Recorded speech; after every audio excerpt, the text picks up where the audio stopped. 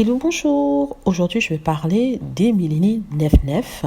C'est une ancienne star de la télé-réalité qui depuis est devenue une influenceuse qui a un compte Instagram assez populaire et aussi une chaîne YouTube ainsi que des lignes de vêtements, de maquillage et ainsi de suite. Donc je parle d'elle parce que on vient d'apprendre qu'elle sera en couple avec une nouvelle personne. Donc si vous n'avez pas suivi l'actualité d'Emilie Nef et vous ne savez pas qui c'est, je vous l'ai déjà dit, jusqu'au 9 août dernier, elle était avec le père de ses deux enfants, c'est-à-dire le footballeur Jérémy Ménez. Elle était avec lui, ils avaient une très belle vie mais ils se sont séparés et aujourd'hui, on apprend qu'elle est avec un nouveau monsieur.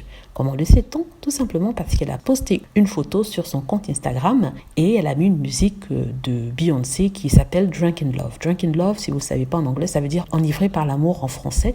Et on peut de ce fait penser qu'elle se référait à sa situation présente amoureuse, c'est-à-dire qu'elle est amoureuse de ce nouveau monsieur. Donc elle est amoureuse, les fans l'ont félicité sur son compte Instagram. Ce qui est assez intéressant, c'est la facilité avec laquelle ces personnages de télé-réalité, ces stars trouvent des mecs.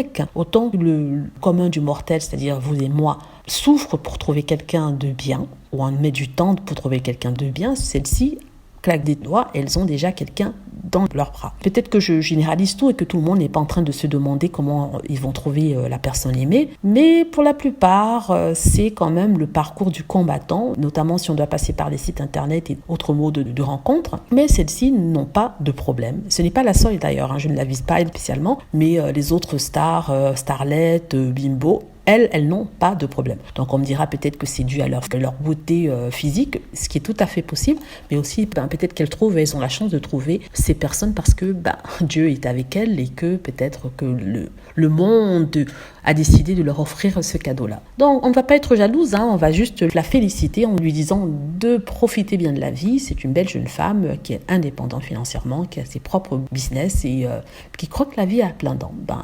Kudos to elle, comme on dit en anglais. Bonne chance à elle, qu'elle enjoy son moment. Et il ne faut surtout pas être jalouse dans les commentaires.